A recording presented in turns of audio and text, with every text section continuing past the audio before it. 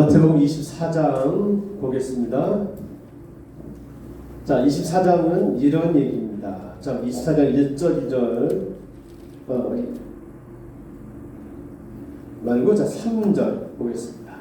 자, 예수님이 지금 예루살렘에 와 계십니다. 자, 24장 3절입니다. 읽겠습니다. 시작.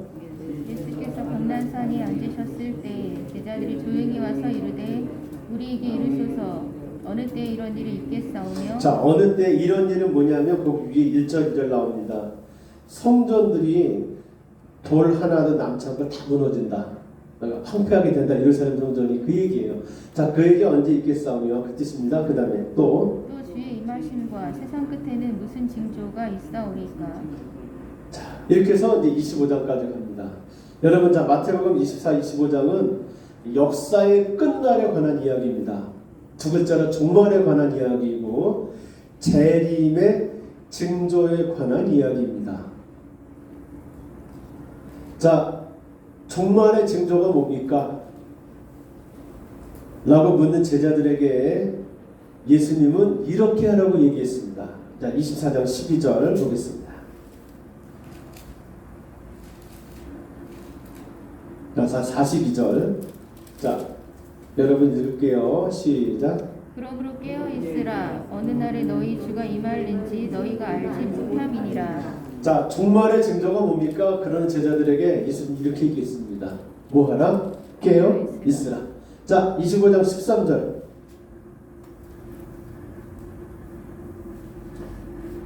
종말의 징조를 묻는 제자들에게 예수님이 이렇게 얘기합니다. 자, 시작. 그런즉 깨어 있어라. 너희는 그날과 그때를 알지 못하느니라. 자, 예수님이 종말의 징조를 묻는 제자들에게 종말의 징조를 얘기해 주시고 한 이야기가 있습니다. 뭐 해라? 깨어 있으라. 이유는요, 여기 나오죠. 언제 종말이 올지 모르기 때문입니다.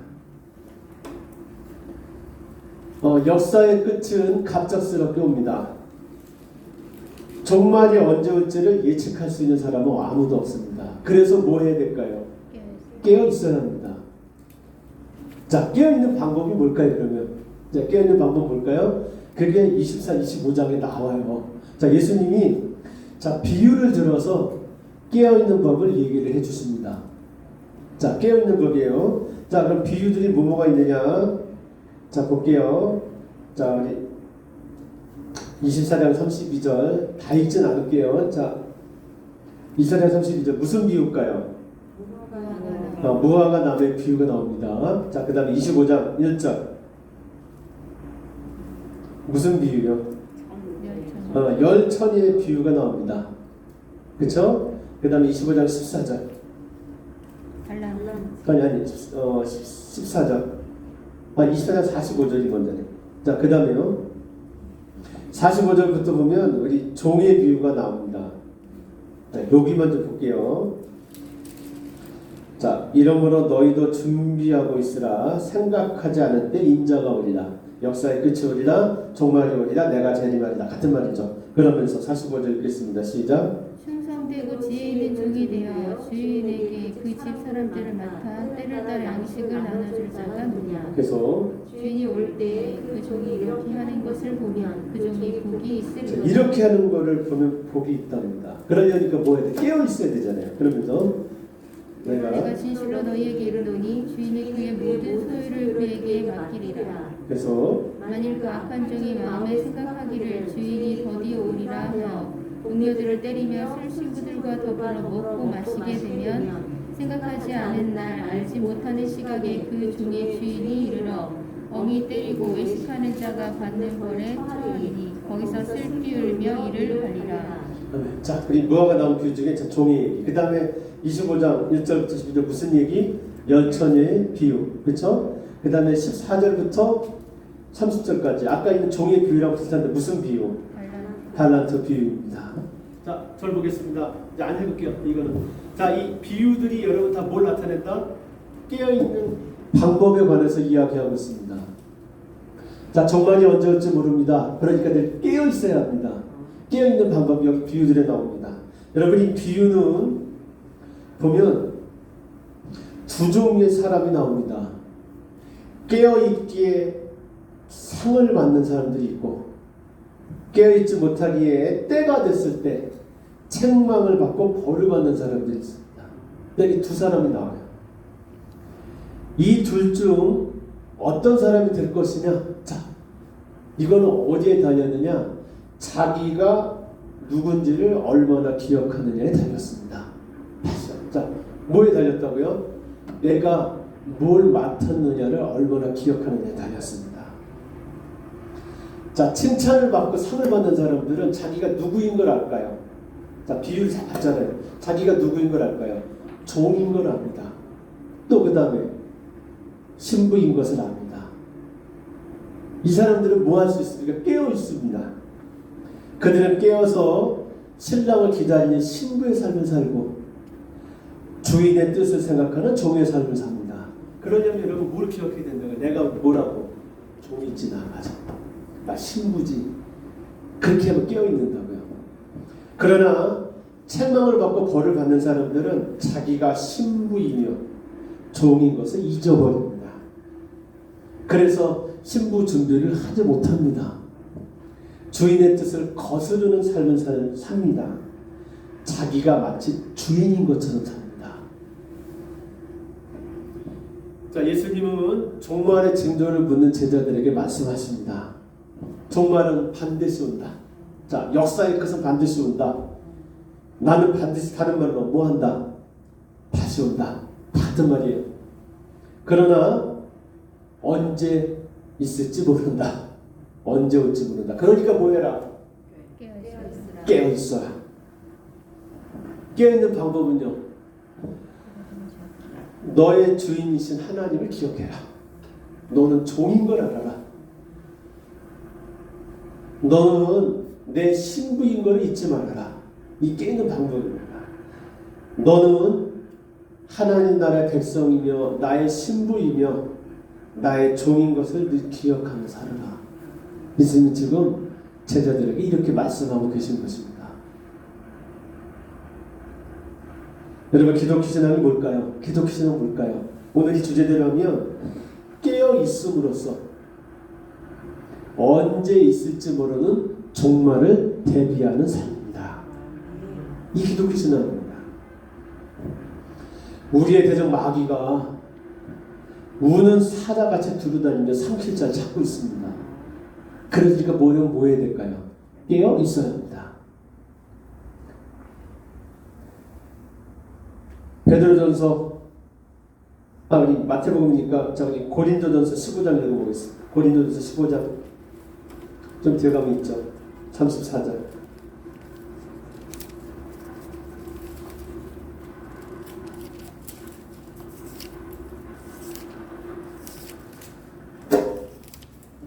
자, 읽어보겠습니다. 시작. 깨어 의를 행하고 죄를 짓지 말라. 자, 뭐 하라고요, 여러분? 깨어 의를 행하고 죄를 짓지 말라. 자, 근데 16장 13절, 지금 15장 읽었잖아요. 16장 13절 읽어보겠습니다. 시작. 깨어 믿음에 굳게 서서 남자답게 건강하라. 깨어 있으라. 왜요? 우는 사자가 두루 다니며 삼킬자를 찾고 있기 때문입니다. 그러니까 뭐에 있어라? 깨어 있어라. 자, 한 장 더 찾아볼까요? 좀 뒤로 골로새서가 바로 있어요. 자, 에베소서 뒤에, 빌립보서 뒤에 골로새서. 자, 골로새서 4장입니다.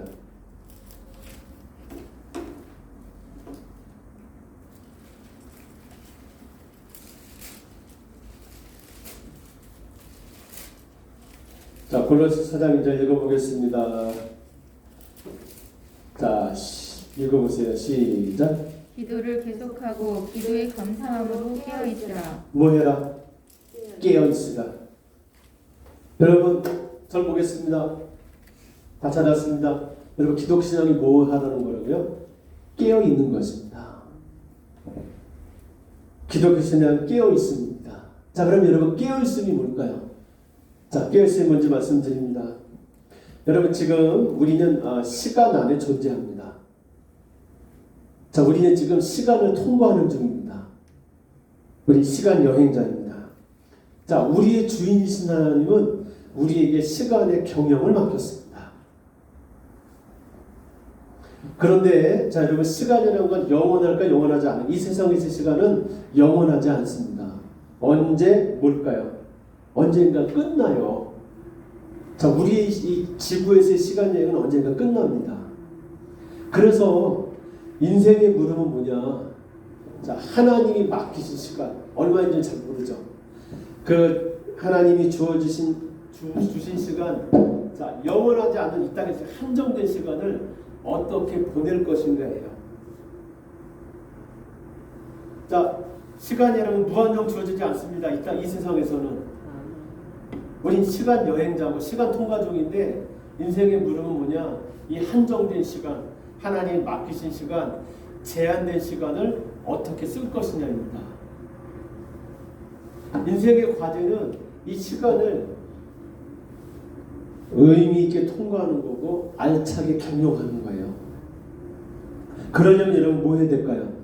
깨어 있어야 한단 말이에요. 자, 깨어 있으면 뭐냐고요? 지금 그거 설명하는 거예요. 자, 이제 첫 번째, 우리의 시간은 언젠가 끝납니다. 이걸 기억하세요. 자, 우리가 제가 지금 시간을 통과한다고 하는데 우리는 시간을 통과하면서 두 가지를 경험해요. 두 가지 경험해요. 두 가지 경험하면서 첫 번째 뭐냐? 늙는 걸 경험합니다. 늙어요. 노화는 여러분 뭐냐? 우리가 가지고 있는 물질적인 부분들이 있습니다. 물질적인 부분들. 여러분 사실 몸도 물질이에요. 이거 아시겠죠? 자, 우리는 이렇게 물질로 이루어진 부분을 갖고 있어요. 눈에 보이는 것들, 시간에 영향받는 것, 중력의 영향, 이게 몸인데 우리는 이 물질적인 부분을 가지고 있는데 물질적인 부분은 시간이 가면서 점차 낡아갑니다. 시간이 지날수록 점점 기능이 떨어져요.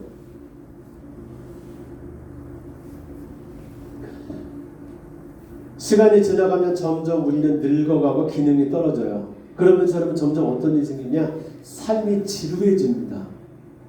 왜요? 새로운 게 없기 때문에 그렇습니다. 모두 전에 본 거고 전에 해본 거예요. 지금 여러분 소풍 간다 그러면 막 설레세요? 엔간해서는 안 설레요. 지금 저기 경복궁으로 소풍 간다고 가슴이 설레세요? 한 미국 정도 가서 전혀 다른 사람 보고 전혀 다른 거 봐야 그때 좀 설레겠죠. 여러분 늙어가면 시간이 점점 지루해지기 시작합니다. 지루해져요. 자, 물질적 부분의 기능이 떨어지고, 자, 점점 기능 떨어지잖아요. 시간은 점점 지루하게 흘러가요. 이걸 우리가 노화라고 그러고, 여러분 노화의 끝은 뭐냐? 죽음입니다. 이렇게 내 시간이 끝나는 날이 와요. 우리는 여러분 시간 여행을 하면서 이걸 경험할 수 있습니다. 뭘 경험한다고요? 노화를 경험하는데 노화의 끝은 뭐라고요? 여러분 죽음이에요. 모든 것이 언젠가 험하게 끝나는 날이 옵니다. 자, 이걸 경험해요. 둘째, 성장을 경험해요. 또 우리는 뭘 경험한다고요? 인생을 통과하면서 자, 시간 여행하면서 우리 두 가지 경험해요. 첫째가 노화고 둘째가 성장이에요. 여러분 성장은 뭐냐? 키가 크고 몸이 자라는 것만 성장이 아니에요. 성장은 어느 순간 그런 성장은 끝나요. 그것도 물질적인 부분이잖아요. 성장은 뭐냐? 제가 정의할게요. 같은 사건을 다양한 각도에서 보는 겁니다. 저는 그걸 성장이라고 정의합니다. 똑같은 걸 어떻게 본다고요? 이렇게도 보고 저렇게도 볼 수 있습니다. 이게 성장입니다. 성장하는 삶을 살면 여러분 가슴이 설렙니다. 왜요? 내 주변에 나를 새롭게 하는 것들로 가득하기 때문입니다. 제가 아까 성장이 뭐라고 했을까요, 여러분? 키가 자라고 그게 성장이 아니고 똑같은 걸 어떻게 한다고요? 여러 관점에서 볼 수 있는 능력, 그게 성장이에요. 여러분 성장하면요 매일이 새롭습니다. 왜요? 어제는 이렇게 봤거든요. 오늘은요 이렇게 보거든요. 똑같은 사람 달리 보입니다. 성장하면 인생은 볼거리로 가득합니다. 해보고 싶고 배우고 싶은 것들로 가득해요. 그래서 여러분 성장하잖아요. 시간이 부족합니다. 늙어가면요 시간이 지루합니다. 그런데 성장하는 사람은 죽을 때까지 시간이 부족합니다. 왜요? 배울 거 많고 볼 거 많고 하고 싶은 거 많거든요. 자 여러분, 인생은 우리는 시간을 통과하면서 두 가지 경험해요. 노화와 성장을 경험합니다. 전 지금 성장을, 자 노화의 끝은 뭐라고요? 죽음입니다. 점점 지루해지다가 어느 순간 따끔하게 끝나요. 여러분, 성장하는 삶의 끝은 죽음이 아니에요. 성장하는 삶의 끝은 뭘까요? 여러분 뭘 것 같으세요? 부활입니다.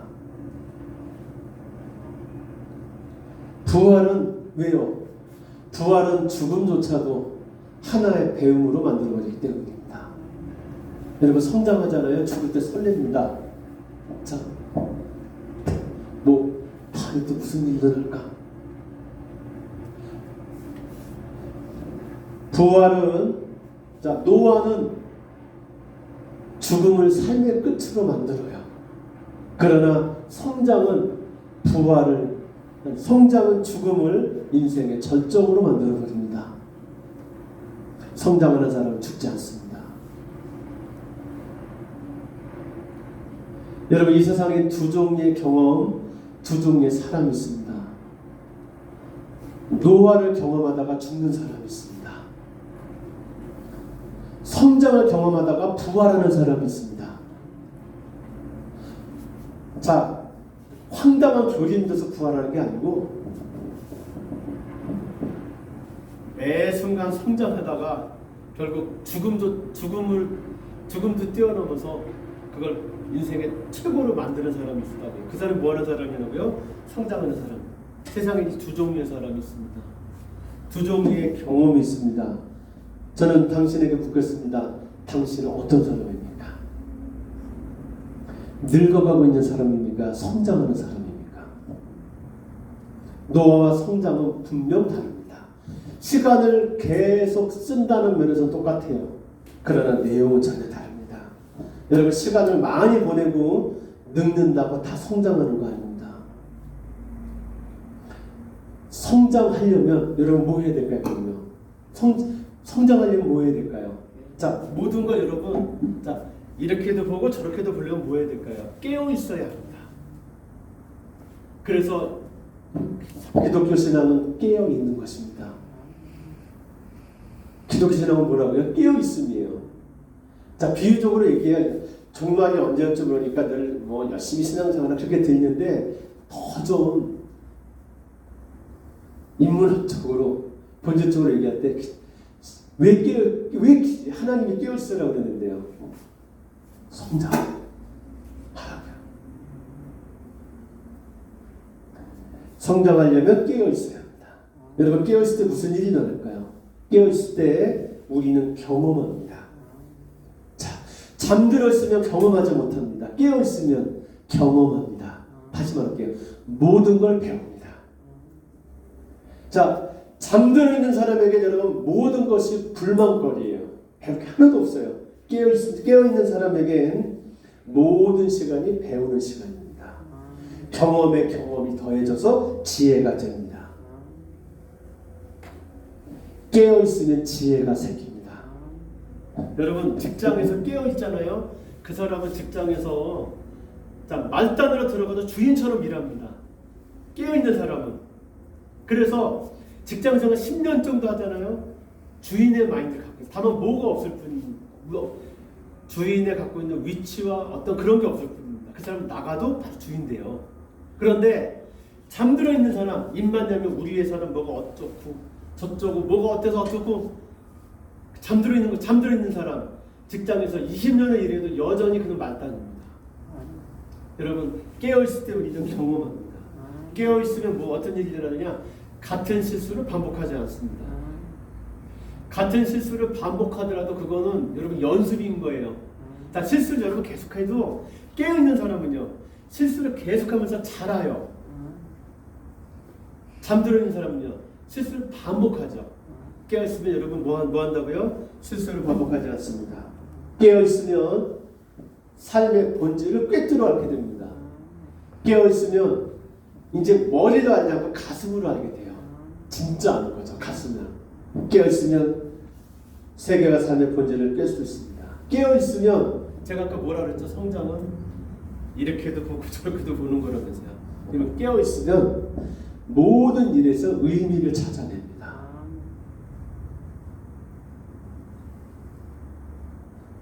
여러분, 자 매일 밥 먹는 거 여러분 늙어가시면 나중에 귀찮아요. 왜요? 먹으면 화장실 가야 되고 귀찮아요. 의미가 없죠. 여러분 깨어 있으면요 의미가 생겨요. 여러분 밥 먹으려고 우리 일하는 거 아니에요. 일을 왜 할까요? 밥 먹으려고 일하는 사람이 있고 여러분 의미 찾으려고 일하는 사람이 저 둘이가 달라요. 여러분 깨어 있으면 일상의 모든 일에서 의미를 찾아냅니다. 그리고 그것을 창조적으로 표현해요. 깨어있는 사람이 의미를 건져서 내가 그림을 적으면 그 사람은 뭘로 표현할 거고 그림으로 표현할 거고 음악을 하면 음악으로 표현할 거고 그런 예술적 재능이 없으면 어떤 식으로든 표현할 거예요. 여러분 깨어있으면 이런 일이 일어납니다. 어떻다고요? 경험을 하게 돼요. 모든 것 통해서 배우고 실수를 반복하지 않게 되고 머리로 아는 걸 가슴으로 알게 되고 삶의 모든 일에서 의미를 건져내게 됩니다. 성도 여러분, 그냥 늙어가는 것은 잠들어 있는 겁니다. 주인의 뜻을 거스르는 종이 되는 거예요. 우리 주인이신 하나님의 뜻은 뭘까요? 우리가 어떤 삶을 사는 걸까요? 매일 성장하는 삶을 사는 거예요. 하나님의 뜻은 우리가 늙어가지 않는 거예요. 여러분 몸은 계속 늙을 거예요. 그건 우주의 원리예요. 이치라고 우리가 할 수 없어요. 그러나 몸은 늙어도 우리 존재 전체는 성장해야 합니다. 우리의 주인이신 하나님의 뜻은 우리가 계속 성장해서 죽는 순간 뭐 하는 걸까요? 부활하는 것입니다. 여러분 삼킬 자를 찾아 두루 다니는 마귀의 입에 당신을 갖다 바치지 마세요. 마귀가 지금 우는 사자처럼 두루 다니며 삼킬 자를 찾고 있습니다. 여러분 잠에서 깨어나세요. 잠들어 있다는 증거가 뭘까요? 불평하는 거고 감사가 사라지는 거고 인생의 설렘이 사라지는 거예요. 내가 하는 일에 의미가 하나도 없는 거예요. 이거 해서 뭐 하나. 여러분 주님이 언제 다시 오실지 모릅니다. 언제 종말이 올지 몰라요. 언제 개인적으로 얘기할게요. 언제 내가 죽을지 몰라요. 그러니 여러분 깨어 있으세요. 성장하세요. 매일을 설렘으로 살아가세요. 이제 끝이라고 생각하지 마세요. 매일 새로 시작하세요. 저는 우리 드림교회 성도 여러분들이 깨어있는 사람, 매일 성장하는 사람이 될 수 있기를 바랍니다. 저는 우리 드림교회 늙는 사람의 없기를 축복합니다.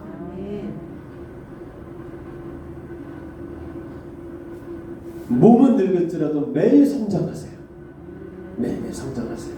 그러면 여러분 어떻게 깨어있을 수 있을까요? 아까 우리 성경에서 봤죠. 어떻게 하면 깨어있는다고요? 내가 신부인 걸 알고 종인 걸 알면 깨어있습니다. 그쵸? 자, 여러분이 어떻게 깨어있을까요? 자, 내가 깨어있는 거 가르쳐 드릴게요. 내가 하나님의 자녀임을 기억하세요. 자, 이게 깨어있는 방법이에요. 깨어있는 방법이에요. 내가 하나님의 자녀입니다. 하나님이 십자가에서 나를 낳았습니다. 나는 영원한 존재입니다. 하나님이 내 아버지십니다. 이걸 먼저 기억하세요.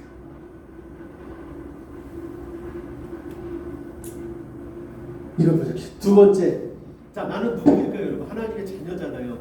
자, 여러분 산다는 건 뭐예요? 행동의 선택의 매 순간, 그렇죠? 어떻게 할까 하는 거잖아요. 일어날 때는 이렇게 일어날까? 우리 다 선택해요. 무의식적으로 해서 그렇지. 자 행동을 선택할 때, 자 나는 누구니까? 하나님의 자녀니까 하나님의 자녀답게 행동을 선택하세요. 최대한. 모든 상황은 여러분에게 선택을 요구합니다. 딱 일어날 때니 아침에 여러분 자 보세요. 딱 일어날 때니 아침에 비가 와요. 자 행동 선택할 수 있잖아요. 이렇게 선택할 수도 있고 오늘 비가 오니까 참 오늘 낭만 있겠네. 심리도 이렇게 그런데 아침부터 계속 비가 내리네. 오늘 또 얼마나 질척거릴까. 행동 선택할 수 있습니다. 여러분 하나님의 자녀답게 모든 상황 속에서 선택하세요. 자 행동 선택하다 말씀 질문을 하세요. 하나님의 자녀는 이때 어떻게 행동하는 걸까? 물으세요.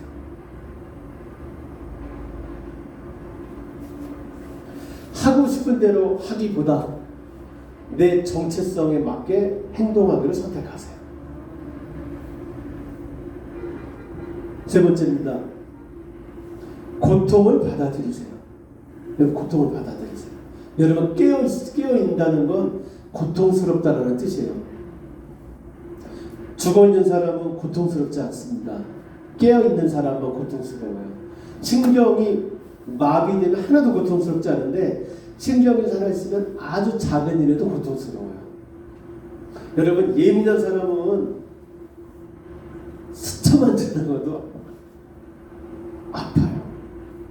그런 병이 있더라고요. 무슨 희귀병인데 살짝만 닿아도 이렇게 살이 칼로 베는 것처럼 아픈 병이 있더라고요. 여러분 똑같은데 우리는 지하철 지나가다 툭 부딪히면 그냥 괜찮잖아요. 그런 사람은 스치기만 해도 아프대요.